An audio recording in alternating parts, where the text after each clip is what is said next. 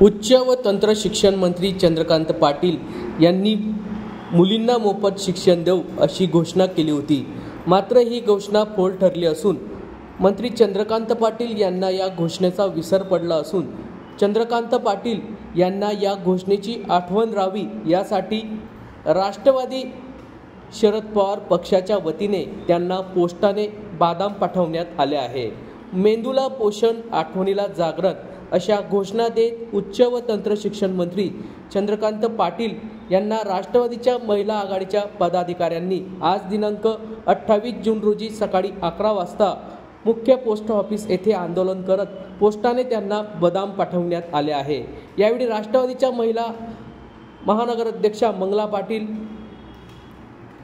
प्रतिभा शिरसाळ, जयश्री बिराडे, आशा येवले, सुमन बनसोडे, रीना देहे, वायस महाजन, रमेश बहारे, अशोक पाटील, ऋतुराज इंगडे, गोपाल पाचबने, इब्राहिम तडवी यांच्यासह पदाधिकाऱ्यांची यावेळी उपस्थिती होती।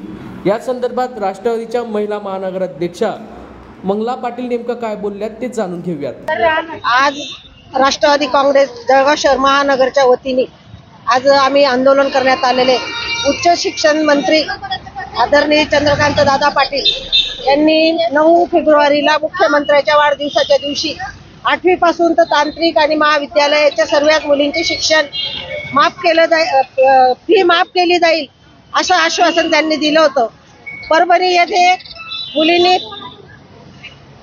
येथे मुलीने आत्महत्या केली होती की ती शाळेत म्हणजे कॉलेजची फी भरू शकत नव्हती।